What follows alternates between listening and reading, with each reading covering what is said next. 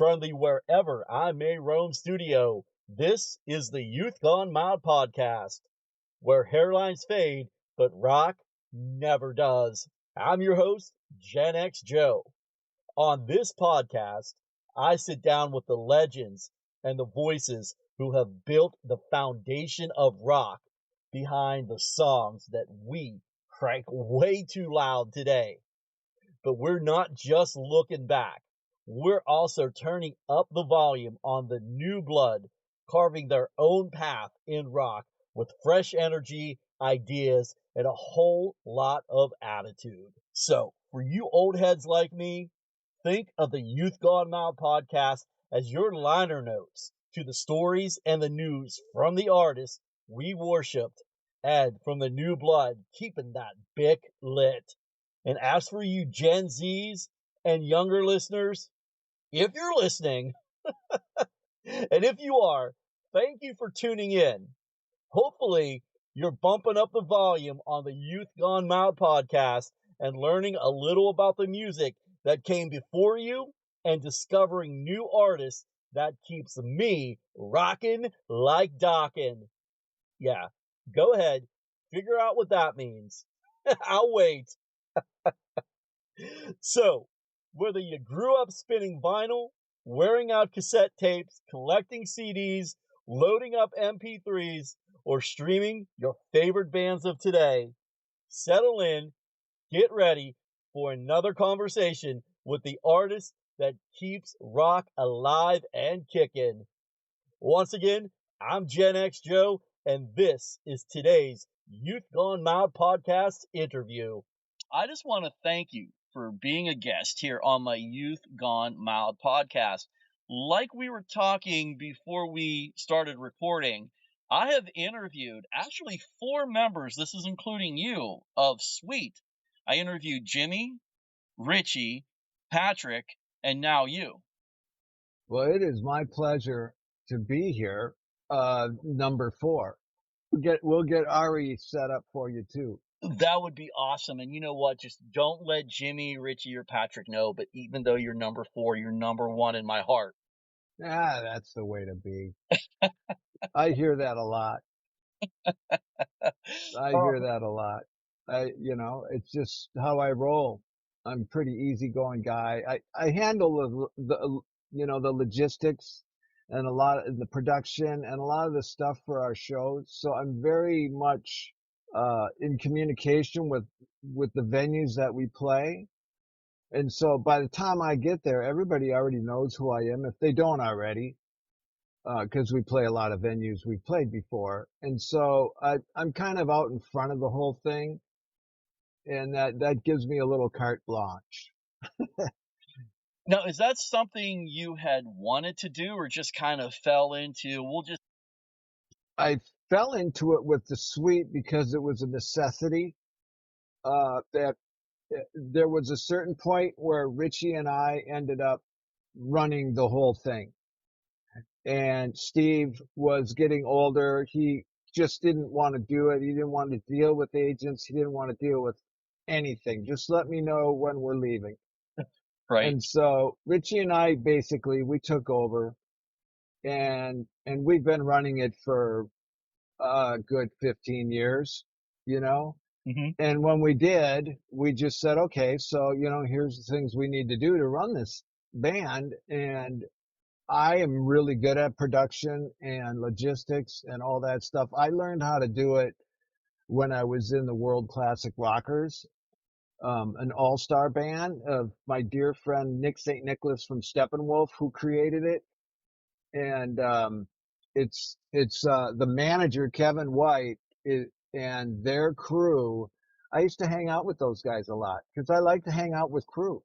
I like to hang out with the real guys. I'm grew up with a labor family, with a entrepreneurial family, and so I know both sides of the fence, and I love to get my hands dirty.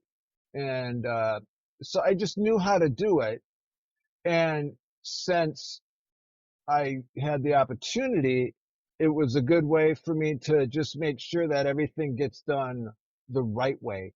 Because have other people do this type of work for you, a lot of times it's just they don't have your own comfort in mind. They've got just get it done and do it cheap. I'm going to make sure we're comfortable. I'm going to make sure we're going to be there where we need to be. We're going to have the best flights I can get. I'm doing it for the band, but I'm also doing it for me, you know? So that's kind of where that comes from. It's just something I've learned and known, you know, for many, many years. And it works out well. And Richie handles the, you know, communication with the agents and things like that. Speaking of which, one is trying to call me right now, but we're just going to put that over to voicemail. It's a fun thing to do to agents. Well, Makes them think you're busy.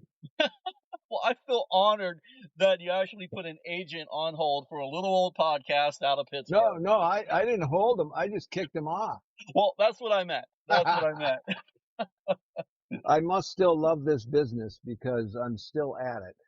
And now that you're kind of taking control along with Richie of the suite, what is the biggest difference between maybe having that former fan base and building a new one now with all the social media that's out there? Great question. The social media thing is quite honestly out of my realm. I'm afraid of it. Not good at it. I'm just old school.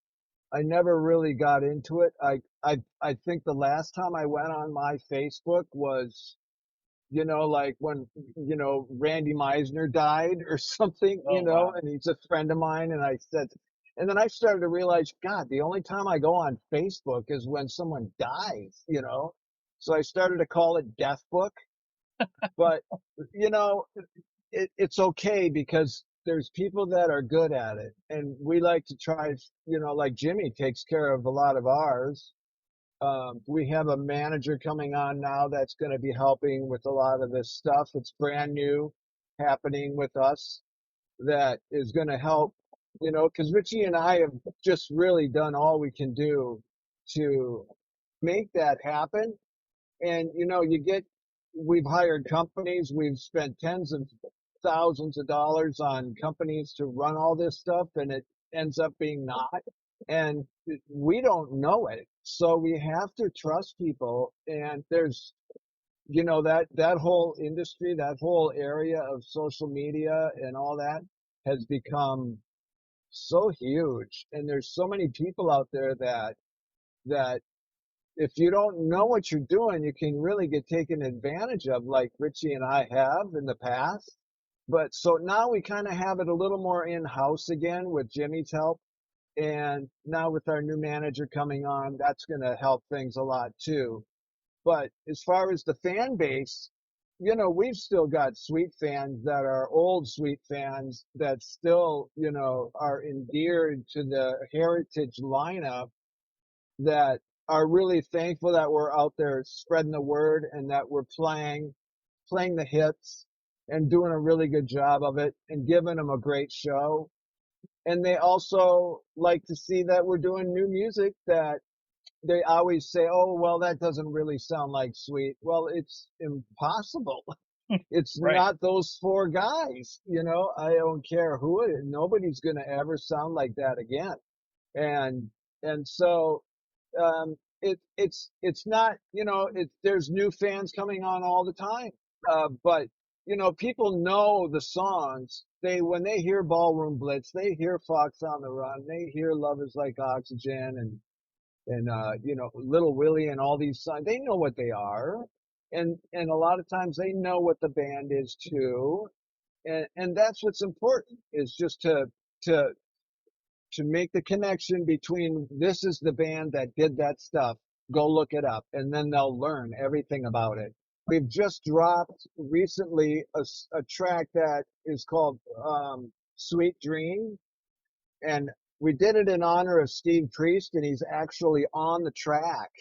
He's singing harmonies and he's playing bass. It's an old track that we had started to do, and so we revived the tracks and we put a new version of it together, and I remixed it and Ari's singing it, and it's just killer. It's a great ballad, strong track.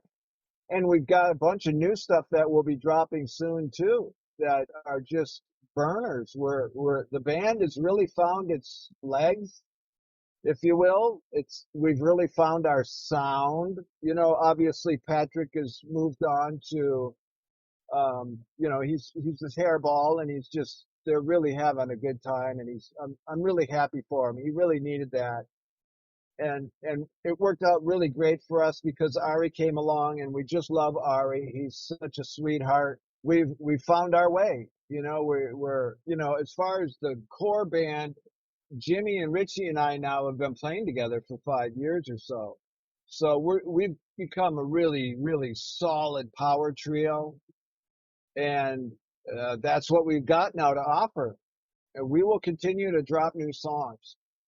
And I was hoping you were going to mention this song, and you didn't, and that's okay. And the song that got me to become in love with the band again was Little Miracle. Oh, really? Did I not mention Little Miracle? You did not mention Little Okay. Miracle. I Well, Little love that. Miracle. Yeah. Well, thank you. We love that song too. We were shopping for songs when we wanted to drop a new song with Patrick, and we didn't really have anything.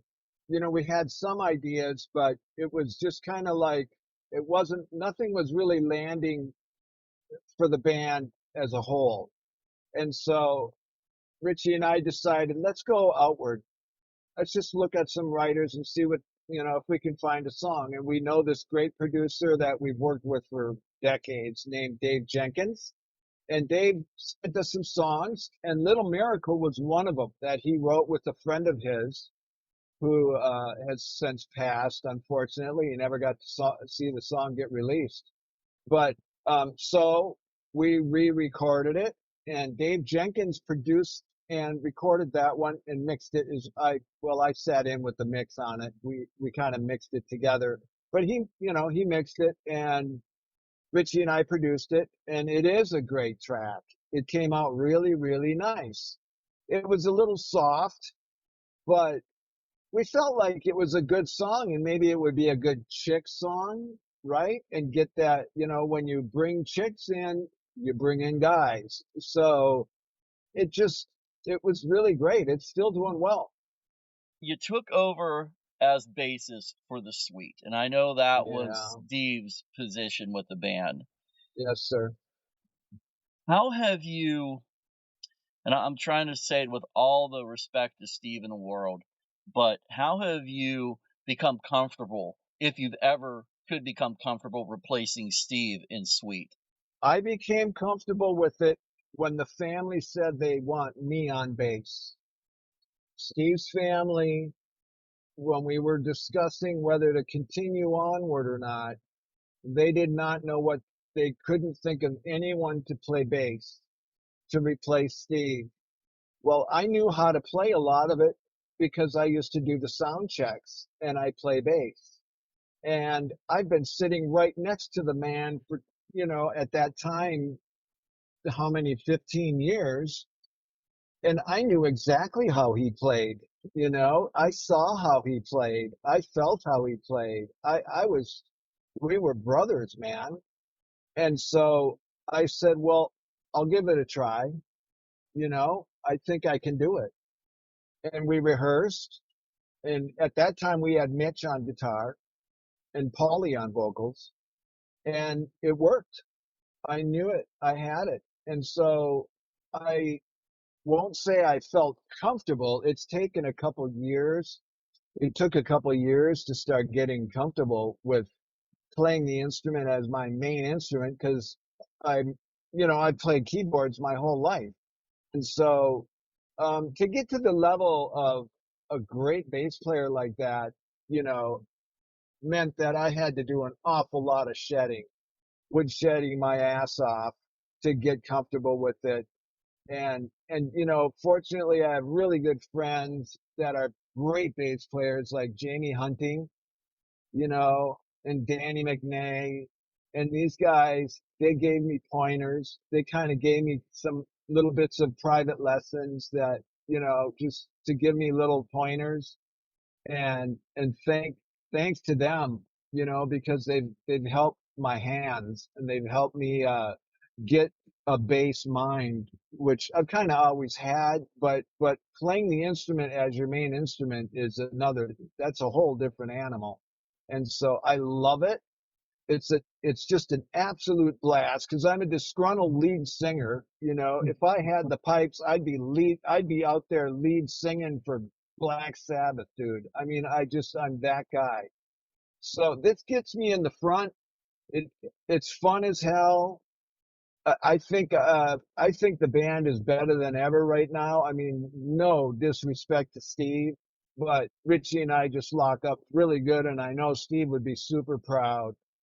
I would imagine that he is just grateful that the band is carrying on. And We're in a time in rock and roll history where a lot of the heritage guys, the people that were, there and did this are in their 70s and 80s, and they're passing on left and right, and we're losing everybody.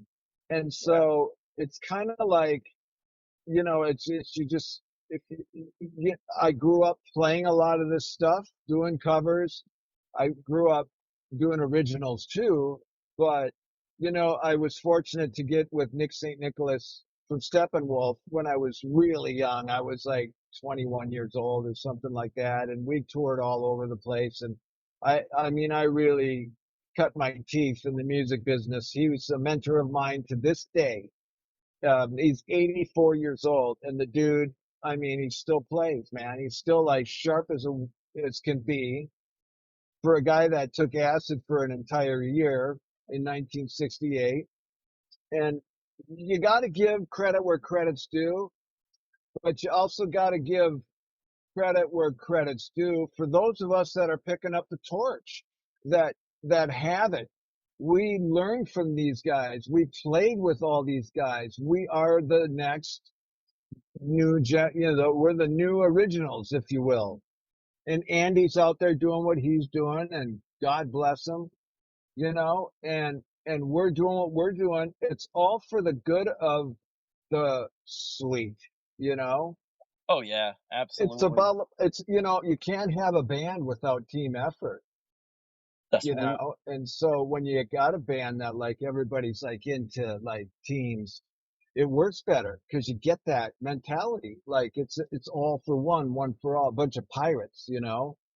after years of touring with the Yes, sir. suite, with some of the other projects you've been involved with, what keeps that excitement alive for you? It's weird, man, because I dread the travel, but the second I walk out the front door and get in the car to go to the airport, it's just like it kicks in and I'm there and I'm ready and I know what to do. And everything's all about, cause since I do all of the production and travel and logistics, I've already know what's going to happen or should. I'm thinking about what to do if something goes wrong, like if a flight goes wrong or if something happens. I'm always thinking about what my next move's going to be. And so a lot of it is about that for me. Um, in all an effort to get on that stage and give that show. And that's the addiction. It's the show. It's the fans. It's what they give us that keeps me coming back. From what you just said right there, sure, the suite is a well known name, and Hmm. fans aren't dumb. They realize it's not the original members. But Right. you guys have to be doing something so right to bring all those fans back for more. And that's you four guys right there and your predecessors. You're right.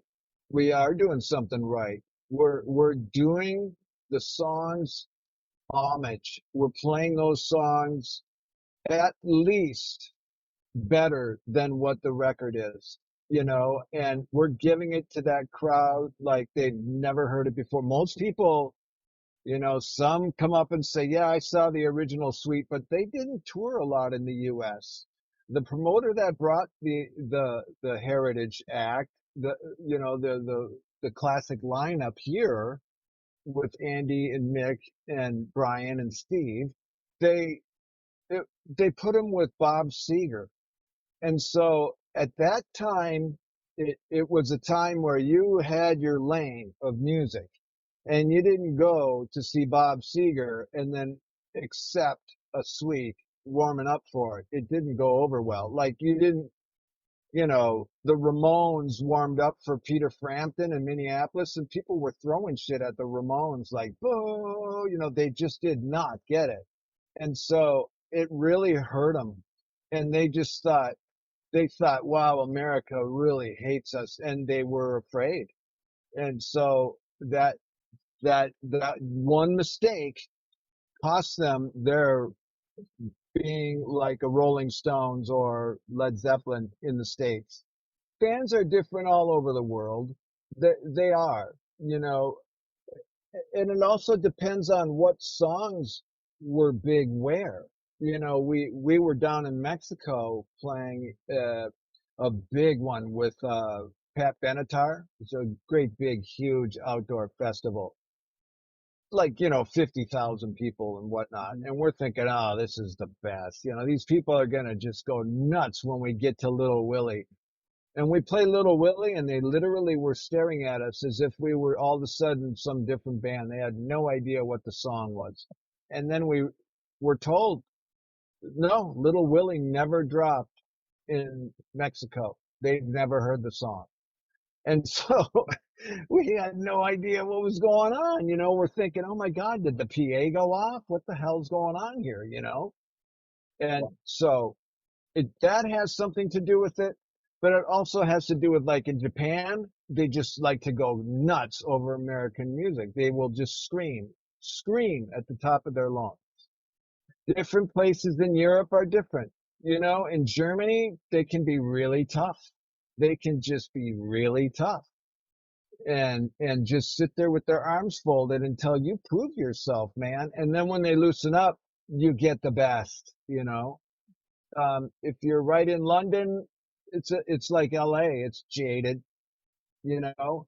It depends on where you're at. It's the same way in the States. If you play in Manhattan, in LA, or right downtown Chicago, they're jaded. You're in a city where you could have 20 different major things going on every night. And so people are just jaded. But you get into Williston, North Dakota, and that whole town is going apeshit, because they don't get that. They're lucky if they get anything through town that's like star power. So I think that's kind of what has to do with it. That makes absolute perfect sense. You never really looked at it that way, but I Yeah. but I get it. Yeah. Yeah, Now, we're going to go to North Dakota next year for a state fair or for a county fair. Like it's this little town outside of Bismarck. And I will guarantee it's a small place, but they will just be as if it was, well, for us older people, like it's the Beatles or Elvis or something like that. You know what I mean? They'll be just flipping out. Even though they love their new music and they're probably all Swifties, they'll uh, still just flip out because there's a major band in their town playing uh, on their, at their fair. And it's something they can, like, they wish they could have your lifestyle.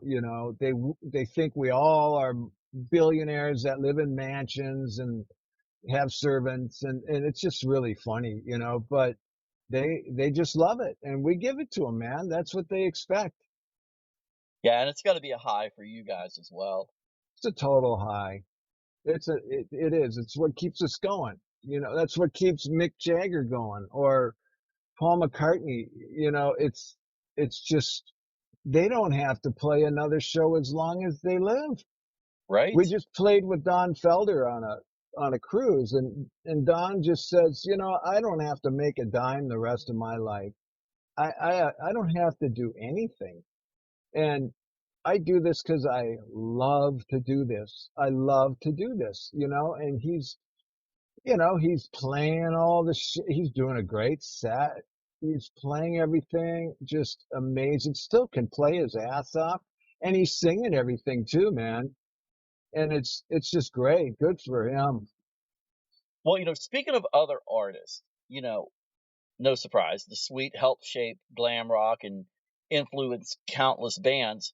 Are there any artists you've been told or talked to directly that have told you that the Sweet inspired them? Oh, absolutely. All the '80s guys, heavy metal rockers pay homage to Sweet. They just, Sweet was kind of going on untouched ground, with a lot of the stuff, Sweet FA and Cockroach, and some of the stuff they were doing was deep and heavy, and they dug it. You know what I mean? And Andy was a wicked guitar player, and so they were produced extremely well. They had the best of the best. So it was something to love. They were kind of a guitar hero band that, like I say, they just, with the States, it was that one opportunity they had that, they put them with, the wrong act. No, nothing against, the act, but it wasn't the right match. Today you could do that. Today you could totally do that. Nobody gives a shit. They just want to see everybody, Oh which is yeah. kind of cool. I think that's one thing that the internet and that streaming has done is it's really opened up all genres. It's all just one big huge cake. Yeah, might as well eat it up while we can. Amen. Couple more questions. Okay. Looking back, what do you think, and it can be a newer song or way back when, what do you think is the most underrated song in the Sweet catalog that never got its due respect? Well, that's a good question because there are quite a few of them. They really made some great songs. Um, just a little side note is the the producers and the writers that would have the hit for the album or the couple hits would come in and they would work for a week or two on those two tracks. And then they'd be like, okay, the rest is you guys go ahead. And they give them like 2 days to do the rest of the album. And it pissed them off. They felt like, well, you're just using us as like studio musicians to do your mega track, and you spend all the money for recording on this one track or these two tracks, and now we're supposed to just blow out the rest of the album in a couple days. And so they spent a lot of time by themselves trying to put together really heavy, good shit. They wanted to prove that they could do it themselves and that it's thus Fox on the Run. I think maybe that might be underrated. As great of a song that is, it's it's got dual vocal lead, you know. Steve says the fox ain't on the run. That's Steve. And so you have all these textures.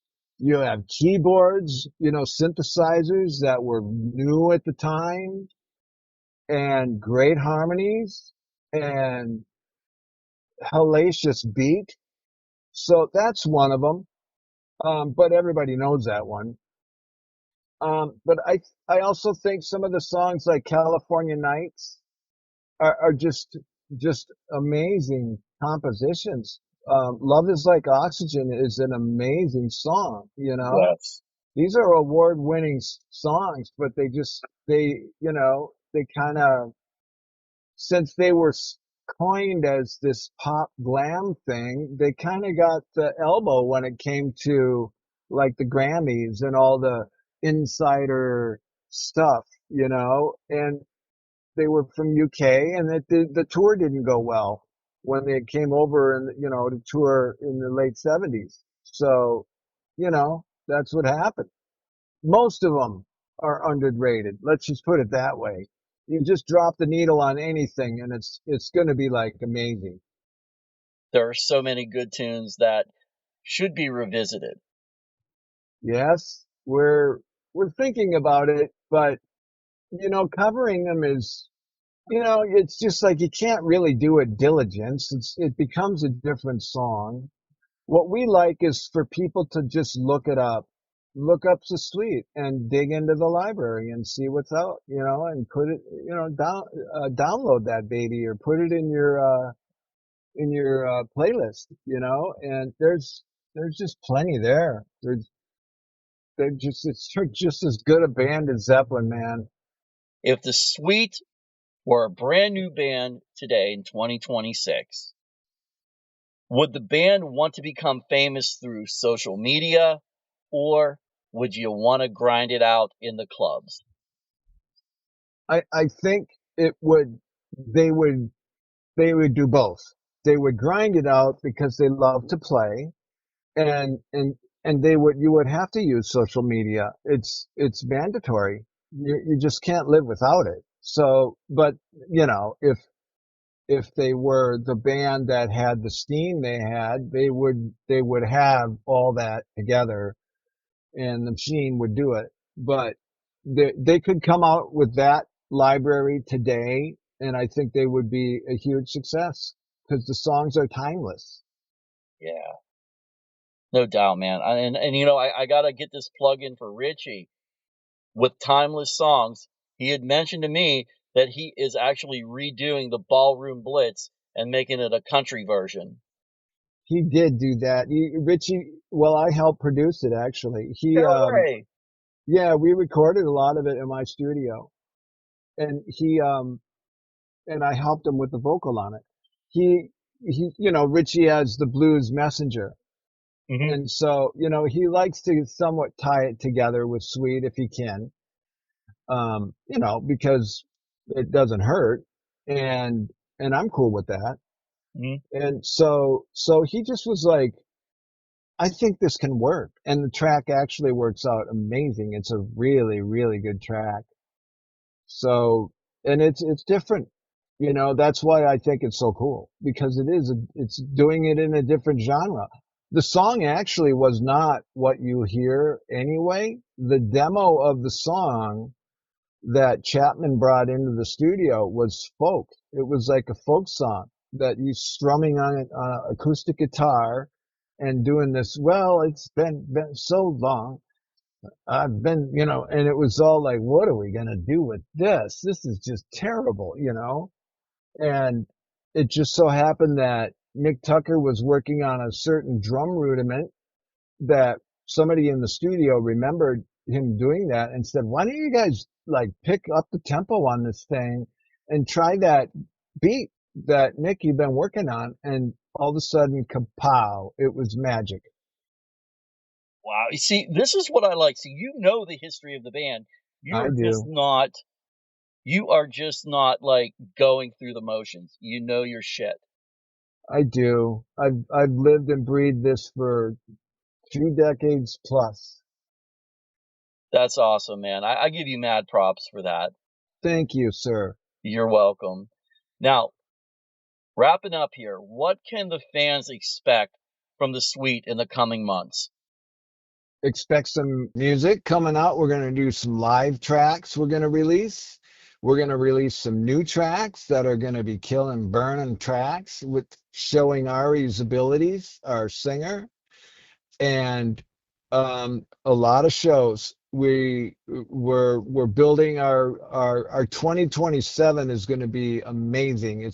It's a building year this year for next year. We do have a fall stacking up, but going into 27, we're going to be in your town, and Yes. we're going to have a lot of material for you to listen to, and we can't wait to see everybody. That's awesome, man. I cannot wait, and I can't wait to hear the new music that's going to be coming from the suite. You got it. Hey, Stevie, you know what? Thank you so much for joining me here today on the Youth Gone Mild podcast. And it's my pleasure and it's an honor to be able to just talk to you and answer questions and be here as a part of this. All right, man. Well, hey, anything you guys got going on out there, whether it's touring, whatever it may be. Just be safe, man, and keep on rocking. Thanks so much. We will stay in touch. I really appreciate you having me on. All right, I just want to give a huge thank you to today's guest and/or guest for sharing the stories and the moments that remind us why rock music still has us banging our heads today. Whether it's a legend who helped build the soundtrack of our lives or the new blood keeping that volume turned up, every artist has a story worth hearing. So, to all my fellow Gen Xers out there and millennials, keep those old vinyl records spinning, those cassettes turning, and the CD tracks skipping loud enough to embarrass your kids and possibly your grandkids. And to the younger generation discovering classic and modern bands for the first time, welcome to the party. So go dig deeper, explore the music, and find out why we still say we're rockin' like dockin'. And no, I will not be explaining that any further. I'm Gen X Joe, coming to you from the Wherever I May Roam studio, asking you to keep supporting the artist, keep discovering new music, and most importantly, keep rocking loud and living proud. We'll see you next time on the Youth Gone Mild podcast, where hairlines fade, but rock never does. Peace out. Props everyone for listening.